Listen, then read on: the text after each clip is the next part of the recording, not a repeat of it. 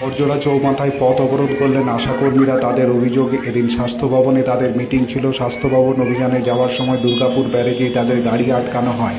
সেই অভিযোগেই তারা বড়জোড়া চৌমাথায় পথ অবরোধ করলেন।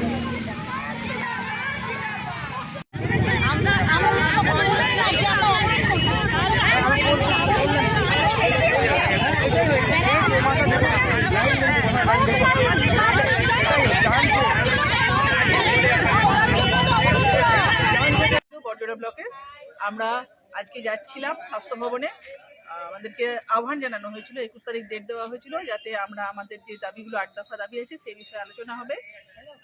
ডেটটা কিন্তু আজকে আহ্বানটা জানিয়েছিল স্বাস্থ্য দপ্তর, কিন্তু তারপরেও আজকে আমাদেরকে বিভিন্ন জায়গায় আমাদেরকে আটকে দেওয়া হয়েছে।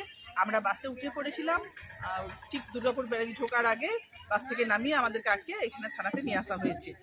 কিন্তু এতে আমাদের আন্দোলন দমবে না, আমরা আরও অনেক তীব্রভাবে আন্দোলনে এগিয়ে যাব। আগামী দিনে আমাদের আন্দোলন আরও অনেক বেশি তীব্র হবে।